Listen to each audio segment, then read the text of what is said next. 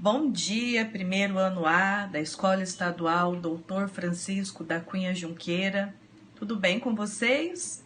Já é quarta-feira, né? 23 de setembro de 2020. E hoje, para começar a nossa aula, eu trouxe para vocês mais um dos muitos contos dos irmãos Grimms. O conto de hoje é a Rapunzel.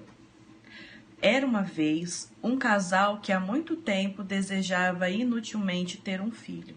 Os anos se passavam e seu sonho não se realizava. Afinal, um belo dia, a mulher percebeu que Deus ouvira suas preces. Ela ia ter uma criança.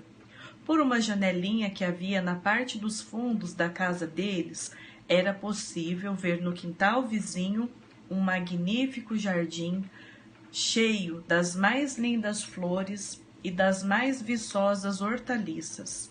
Mas em torno de tudo se erguia um muro altíssimo que ninguém se atrevia a escalar. Afinal, era a propriedade de uma feiticeira muito temida e poderosa.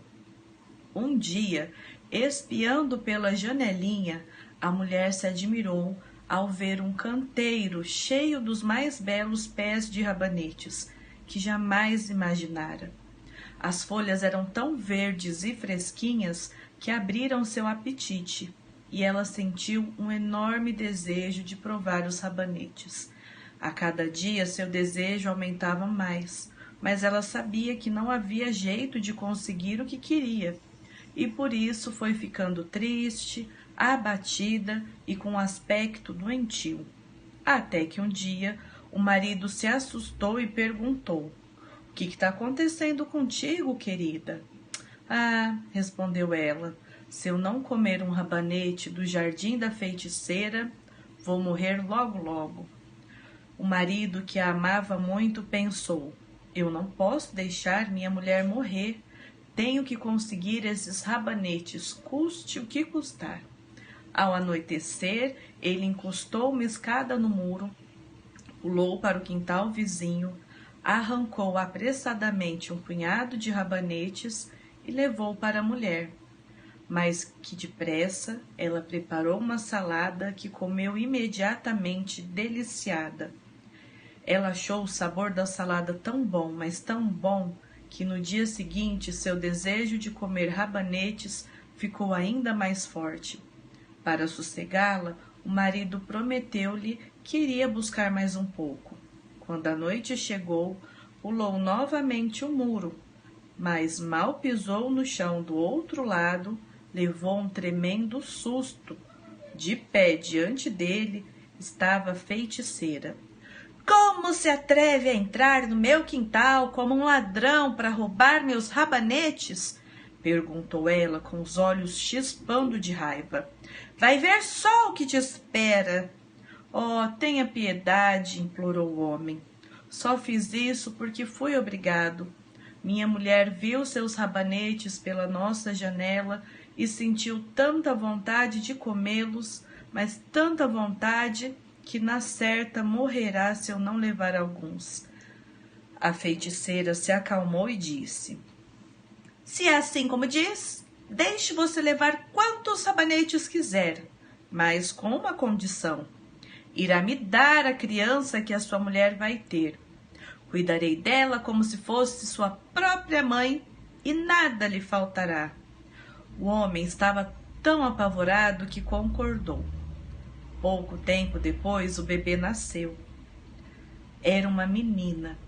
A feiticeira surgiu no mesmo instante, deu à criança o nome de Rapunzel e levou-a embora. Rapunzel cresceu e se tornou a mais linda criança sob o sol. Quando fez 12 anos, a feiticeira trancou-a no alto de uma torre no meio da floresta. A torre não possuía nem escada nem porta, apenas uma janelinha no lugar mais alto. Quando a velha desejava entrar, ficava embaixo da janela e gritava: "Rapunzel, Rapunzel, joga abaixo tuas tranças."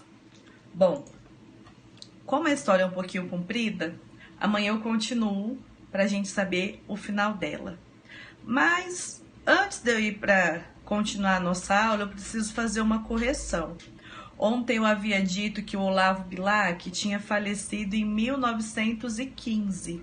E foi uma data errada, gente. Ele morreu 3 anos mais tarde, em 1918. Feito isso, vamos para nossa chamada, né? Preparados?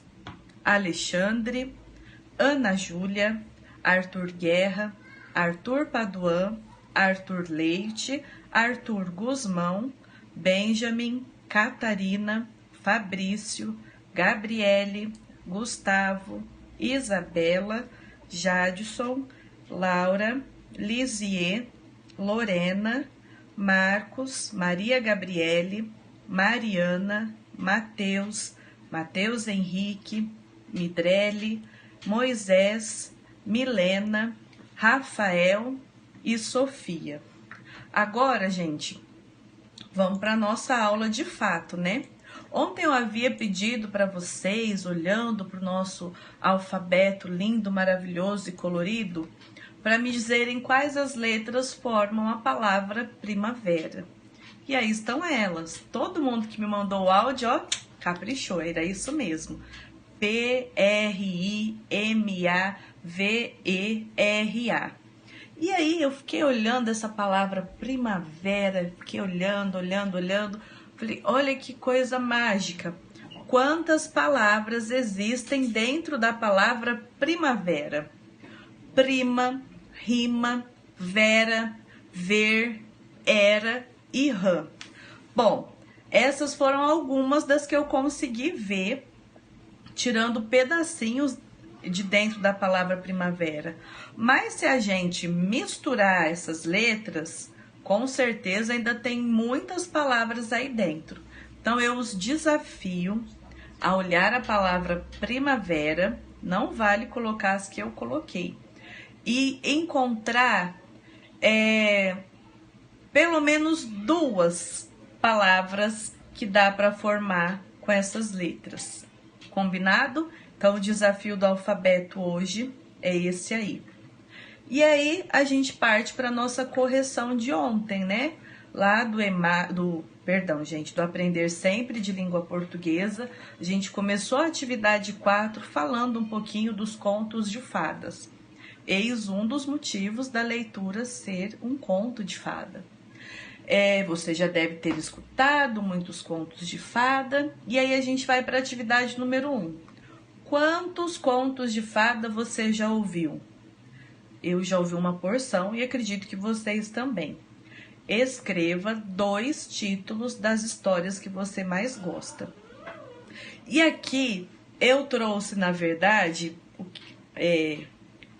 não exatamente os 2 contos que eu mais gosto, mas 2 contos que me surpreenderam. Os 7 Cabritinhos, eu trabalhei o ano passado com a minha turma lá na outra escola que eu dava aula. E eu nunca vou esquecer a expressão de um dos alunos que fez assim: tia, isso não é história para criança. Porque de fato é um conto um pouco mais pesado, né? Literalmente. Então quem não viu ainda e tiver curiosidade, os 7 Cabritinhos. E esse ano em sala de aula a gente leu junto o Soldadinho de Chumbo. E a reação de vocês também me deixou um pouco surpresa. Foi um pouquinho diferente do que eu tinha imaginado. Então, na verdade, eu não trouxe os que eu mais gosto, mas os que a reação dos meus alunos mais me surpreendeu. Número 2, leia o nome dos contos, né? E faça um X nos que você já ouviu. É até meio injusto, porque eu já ouvi todos eles. E eu vi que a maioria de vocês também. Um ou outro que não tinha ouvido, mas a maioria já conhecia todos eles. O Gato de Botas, por exemplo, a gente leu em sala de aula antes de começar esse distanciamento social, né? Bom, a correção de língua portuguesa é essa. Deixa eu mudar aqui para a gente colocar agora qual que é a atividade de hoje. Então, a gente continua aqui no Aprender Sempre, né, de língua portuguesa, agora na página 11. E aí, a gente vai continuar falando um pouquinho dos contos de fada. nós vamos fazer os exercícios 3 e 4. No número 3, tem um quadro e 3 princesas desenhadas. E aí pede, escreva os títulos das histórias correspondentes às imagens. Então, a gente tem aí uma princesa de vestido azul, uma princesa de vestido verde claro e uma princesa com vestido colorido de amarelo e azul. Eu tenho certeza que você sabe, vocês sabem quem são essas 3 princesas e quais histórias elas representam. E aí, para a gente não perder o hábito das nossas maravilhosas listas, vocês vão escrever para mim, numa outra folha, porque aí não deixaram espaço suficiente, uma lista com todos os contos de fadas que vocês gostariam de ouvir de novo, ou então que vocês não conhecem e gostariam de conhecer. Então, todos os contos que vocês se lembrarem, eu quero que vocês coloquem numa lista. De português, né, de língua portuguesa, a atividade de hoje é essa. E aí, a gente parte aqui para o nosso calendário. Eu havia pedido para vocês, ontem, dia 22, me dizerem quantos dias faltavam para a gente liquidar o mês de setembro. E exatamente, faltava ontem, né? 8 dias para setembro. Tchau, tchau, tchau. E agora eu pergunto, se ontem faltava 8, hoje faltam 7. 7 é o mesmo número de dias da semana ou não? Se sim, eu posso dizer que falta uma semana para acabar o mês ou não posso porque não tem nada a ver? Então, olha aí que pergunta linda. E aí a gente parte então para a correção da nossa atividade de matemática. O Rafael, né, tá lá na praia, ele tem um baldinho e uma garrafa. O que ele pode fazer para descobrir em qual deles cabe mais água? Eu até queria colocar aqui o áudio de vocês me respondendo, mas como a gente não combinou isso, eu não vou poder fazer. Todo mundo colocou que enchendo o baldinho e a garrafa, né, para saber o quanto de água cabe em cada um deles. Mas um de vocês foi um pouquinho além. Eu não vou citar o nome, mas você sabe que é você. Você me disse o seguinte: tia, ele tem que encher a garrafa e a água que está dentro da garrafa jogar dentro do baldinho. Se couber, sobrar espaço, ele vai saber que o baldinho cabe mais água do que a garrafa.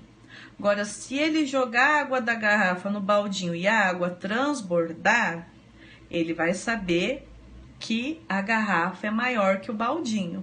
Eu fiquei muito feliz porque era essa a estratégia que a gente esperava que vocês alcançassem, né? Como é que eu vou saber se um baldinho é maior ou cabe mais água do que uma garrafa, né?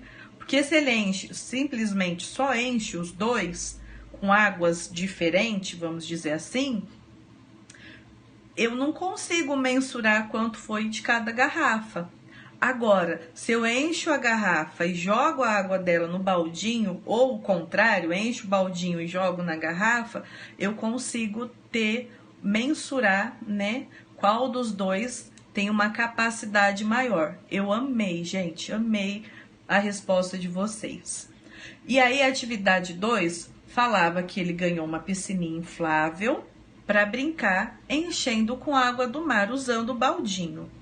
E aí, no número 1, lá na página 9, falava assim: sabendo que o Rafael já despejou 20 baldinhos de água e encheu metade da piscina, quantos serão necessários para completar a piscina?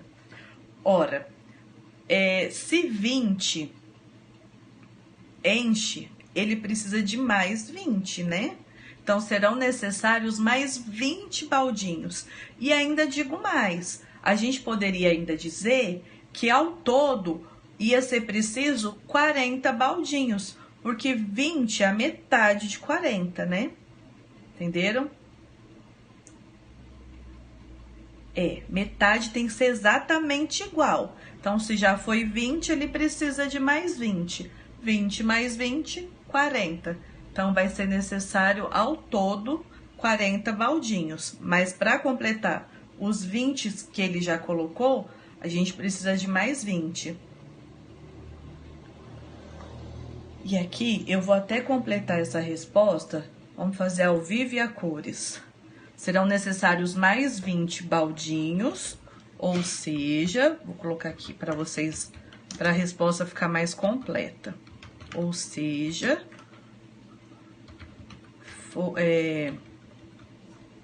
40 baldinhos ao todo. Ficou melhor assim, né? 20 para completar os 20 que ele já colocou e 40 ao todo, somando o que ele já tinha com o que ele precisava colocar. E aí, falava assim na seguinte, na número 2. Para encher o baldinho com água, o Rafael usou 10 copos de água. De quantos copos ele precisa para encher 2 baldinhos?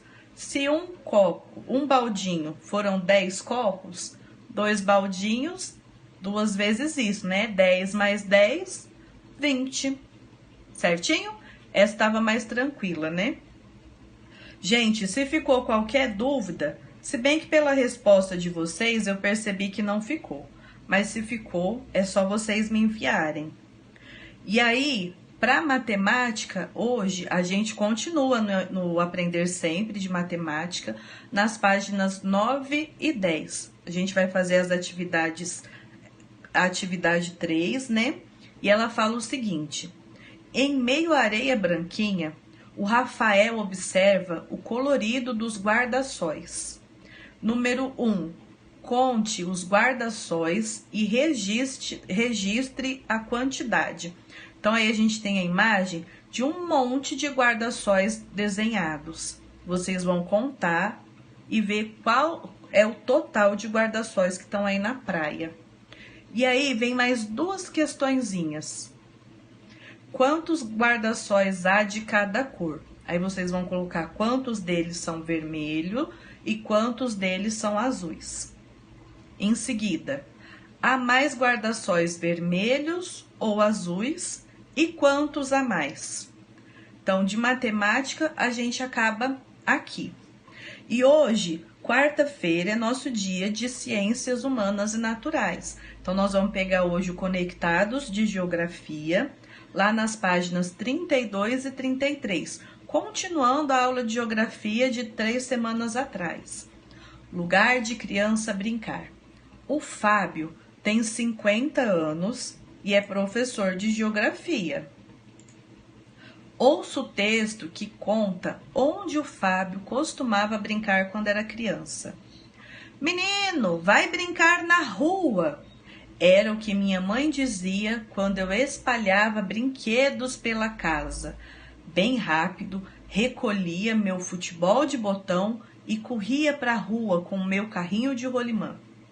Antes mesmo de passar pela porta, já gritava o nome dos colegas, que também adoravam brincar na rua. Quando o Fábio era criança, as ruas eram lugar de brincadeira de muitas crianças. Com o crescimento das cidades e o aumento dos números de veículos, as brincadeiras na rua começaram a desaparecer ou se modificar. E aí, a primeira coisa que vocês vão fazer, como a gente está em casa, não vai ser com a minha ajuda, vai ser com a ajuda de alguém aí na casa de vocês. Encontrar e circular no texto 2 lugares onde o Fábio costumava brincar. E aí vocês vão me mandar um áudio me contando. Na sua opinião, é seguro brincar na rua onde você mora? Por quê? E aí a gente vai para a página 33. E aí tem 4 fotos. Nas fotos a seguir, você vai observar onde algumas crianças brincam atualmente. Complete a legenda das fotos com as palavras do quadro. Então tem esse quadro verde clarinho com as palavras parque, rio, casa e praia. E aí a gente tem crianças indígenas, uma criança, uma menininha, né? outras crianças de baixo e mais 3 crianças na última foto. E aí vocês vão completar. Na primeira imagem, crianças indígenas Calapalo brincando no... Onde elas estão brincando nessa primeira foto? Na outra foto, criança brincando com o computador em... Onde será que ela está brincando? Da de baixo, crianças brincando no estado do Rio Grande do Sul.